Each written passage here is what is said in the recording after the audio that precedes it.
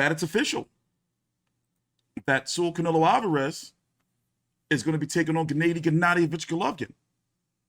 September what? Is it supposed to be the 17th? What's the exact date?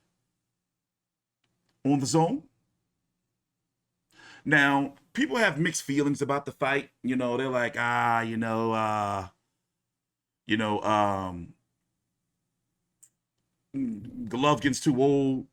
You know, he was getting beat up by Murata. But at the same time, I'm glad that they're having the fight because I want it to be over. You know, I want just the whole thing to be settled. And do I personally feel that Golovkin has anything left in the tank to beat him? I don't know. So what we're doing is we're waiting for the press conference for Rolly Romero. Golovkin and Rolly Romero to start. Not Golovkin. Tank Davis and Rolly Romero to start.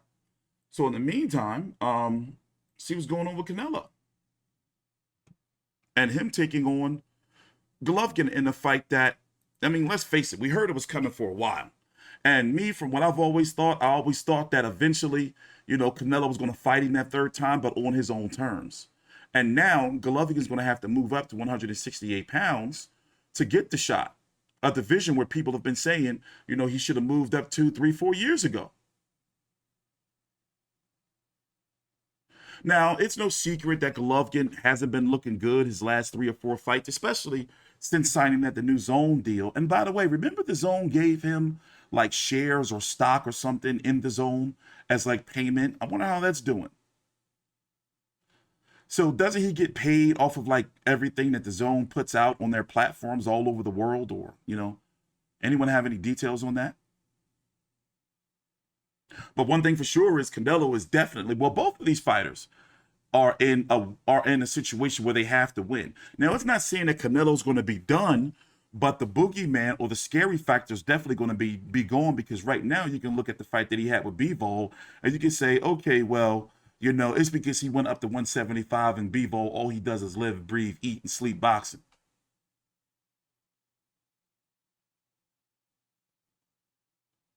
But, you know, if he loses to Golovkin at 168 pounds, it's going to be like, yo, you really washed. Not only is Golovkin older, but arguably a lot of people felt that he beat Golovkin in the first 2 fights. Me, I think it's 1-1. I think that the second fight, he definitively won, meaning Canelo, my personal opinion. You know, he stayed, you know, like he held his ground in the middle of the ring, and it was just nothing that he could do. Let's go look at Canelo's resume real quick. Well, let me pull up the resumes in general. I'm going to go from there. Hold on, give me 1 minute. By the way, take your time out. Like the video, subscribe. All the links to my social media are down below in the description box. Let me pull up these rankings here on my beautiful website, fightview360.com. And one of the other topics I want to talk about is the politics in boxing. It's just like, God, like, well, this person can't fight this person because this network or this promoter or manager, they don't like each other and all this type of shit. So if you don't know, just to run it down for you, Jamal Charlo's taking on Masheed Salusky to defend his WBC title. That's going to be on June 18th on Showtime. They were trying to get him, meaning Jamal Charlo, to face Jaime Munguia, but I blame Golden Boy and the DAZN for that. They stopped the fight. And from my understanding, Munguia's handlers, Zanfer or co-promoters, they wanted the fight. But, you know, at the end of the day, Golden Boy stopped it. So now you have Jaime Munguia taking on a fucking Jimmy Kelly.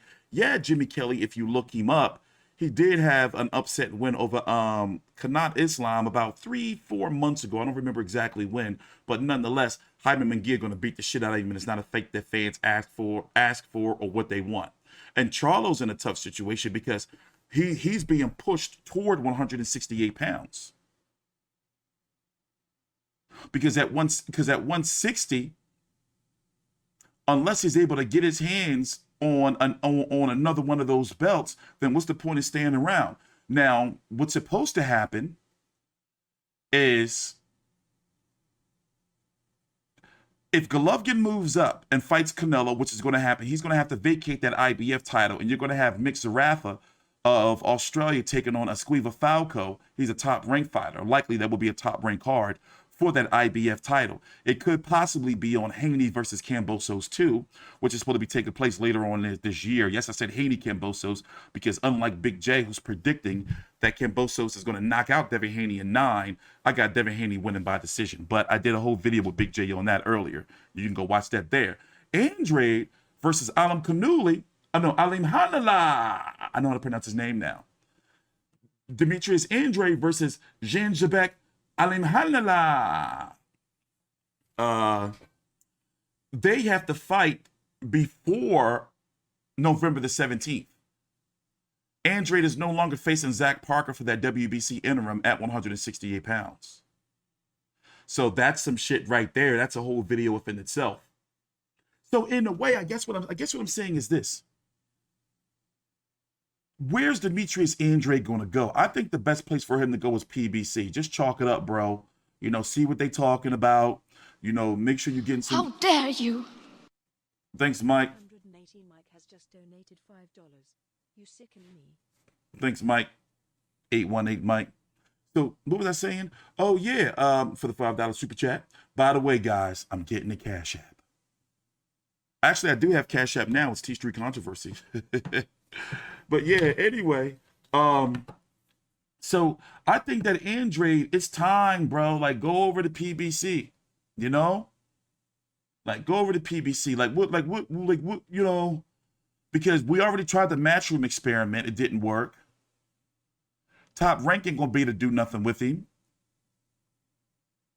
So if Jamal Charlo defeats Salusky, then, you know, there's a chance he can possibly get his hands on another title. You know what's really sickening me anyway? Look at this right here. Ew. So you could have Munguia be ordered to fight Chris Eubank Jr., right? For the WBA title.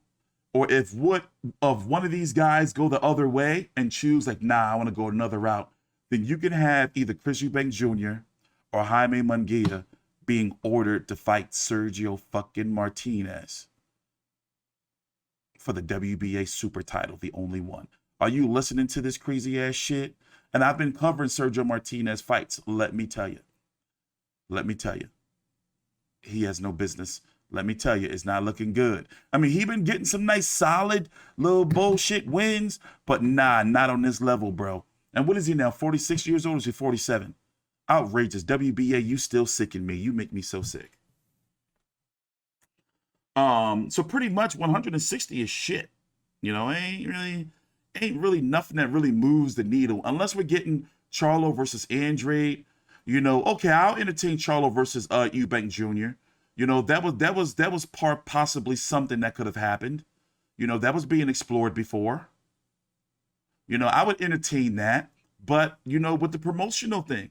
You know, and it wasn't Chris Eubank Jr. MTK. Can he even get into the country?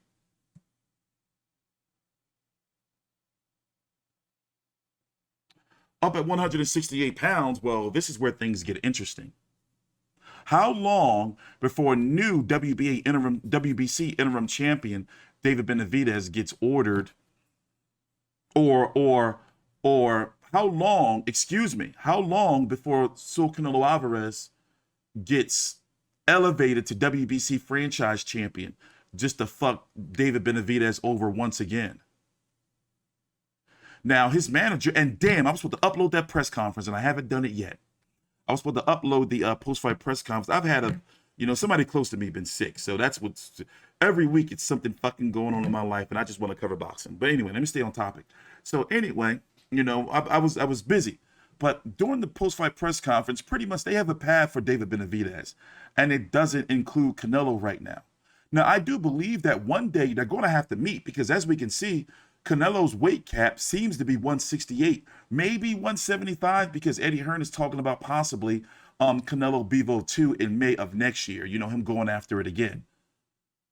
But it's hard for me to believe that. But it looks like to me Canelo's weight cap is 168. And David Benavidez is going to be able to fight as high as cruiserweight one day if he chooses so. But I do feel that with the way things are going, one day, especially if Benavidez keeps winning, that him and Canelo are going to have to run into each other. But remember, David Benavidez is only, 25 years old? That shit may not happen for another 4 or 5 years. But in the meantime, I like the possibility of David Benavidez versus David Morrell. David Morrell is fighting on the Charlo Soluski undercard, right? But as it stands right now, it's going to be undisputed on September the 17th on the Zone pay-per-view. Likely the same price is going to be what? $59.99 if you buy it through the Zone, or I believe it's what? Going to be $80 if you buy it through your cable subscriber. Canelo versus Bivol, according to Dan Rayfield, has done about 520,000 or so pay-per-view buys. That's including everything from the Zone and from people who purchased through their cable subscriber. I mean, it's cable company, your dish or whatever. Eddie Hearn has been saying 700,000 or so, but it's come to a point. I like Eddie Hearn, but he lied to me in my face when he told me that Kell Brook versus Khan was done. And he said that also he lied to me and told me that Katie Taylor and Amanda Serrano was done. I had a nice little streak of interviewing Eddie Hearn back in between 2018 and 2019. I was covering a lot of events between New York, and he had a couple here. So I don't believe shit he says no more, to be honest. I like Eddie Hearn, but sometimes it's like, bro, what are you talking about?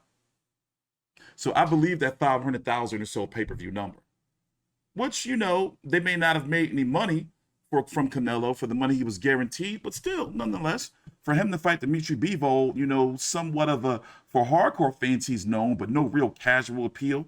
I think that's Canelo's number. I think that Canelo can fight anybody and get at least 400,000 to 500,000 pay-per-view buys. That's where I think he's at right now in his career. So looking at the 168-pound situation right now, we don't know what they're doing with Zach Parker yet. So is Zach Parker going to be the mandatory now since he's not fighting Demetrius Andrade? Because remember, him and Zach Parker are supposed to fight to be the WBO interim, to be Canelo's mandatory. So now does Zach Parker become the mandatory now? I don't know the situation with that. There's currently no IBF mandatory. Former IBF champion Caleb Plant is linked to Anthony Durrell. And I'm going to go ahead and say it. I'm not really a fan of Caleb Plant. And I think that Anthony Dog Durrell can probably catch him, my personal opinion. Caleb Plant resume was all smoke and mirrors to me. And the WBA situation, John Ryder is supposed to be the mandatory. It's weird with them. It's real weird at 168. You have David Morrell, who's the WBA world champion, but John Ryder is the actual mandatory for the super world champion. And this guy right here, I don't know who this man is. I've had to see him before, right? I've had to. Kazakhstan fighter. Okay, they get down. He hasn't fought over here ever. Going to have to do some research.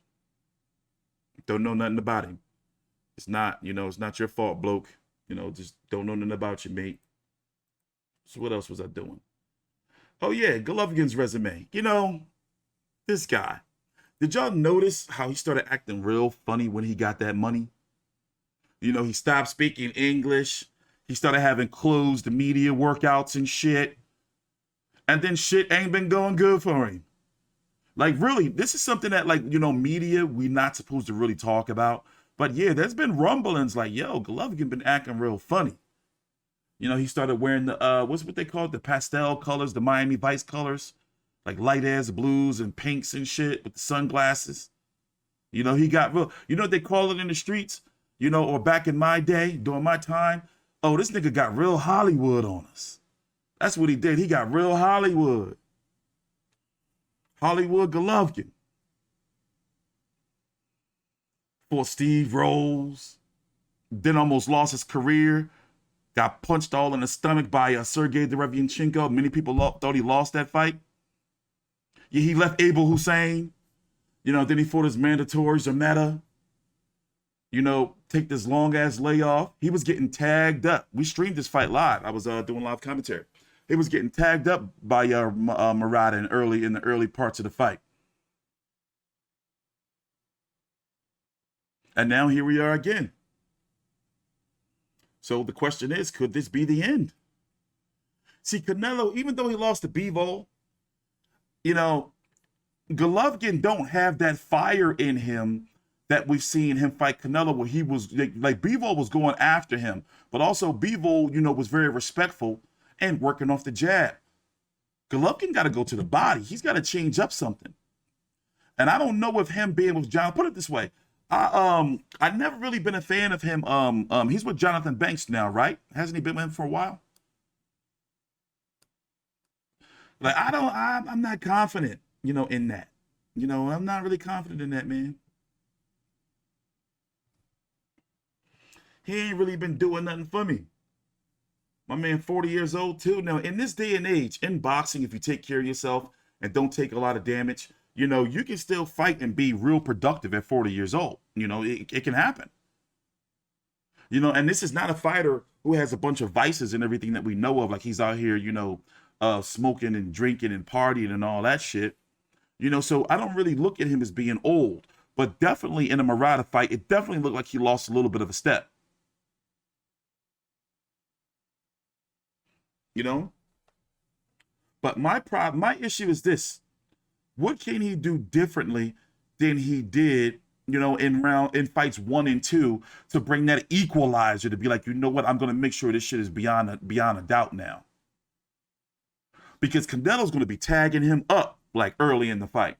And this old man Golovkin, you know, I don't know, man. I don't know. I won't be surprised if he get dropped. I'm not going to say he's going to get stopped. You know, that Kazakh chin, the Kazakh chin. You know, I don't know if he'll be able to stop him. You know, but I do think he might be able to drop him.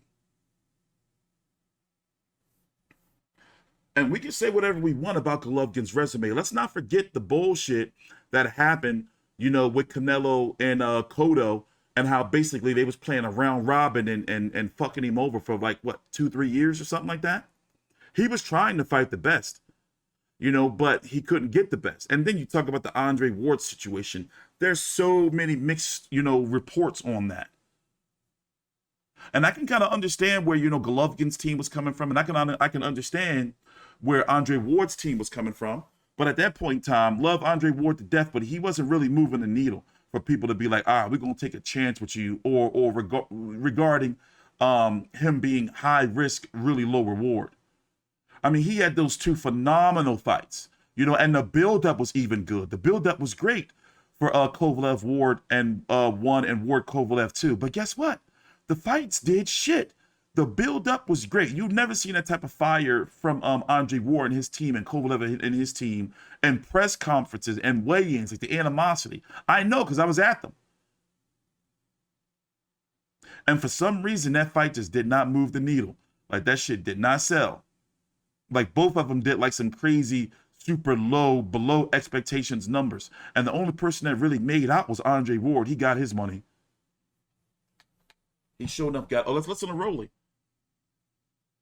The press conference is about to start in about, what, 5 minutes or so.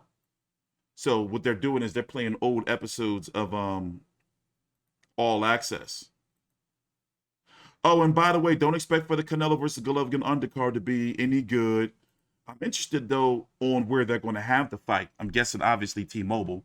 Or will they try the arena, that joint? You think they can do 60,000? At that Vegas stadium, at least, which seemed generously, it's Canelo versus Golovkin 3. They should be able to do 70,000 somewhere, right?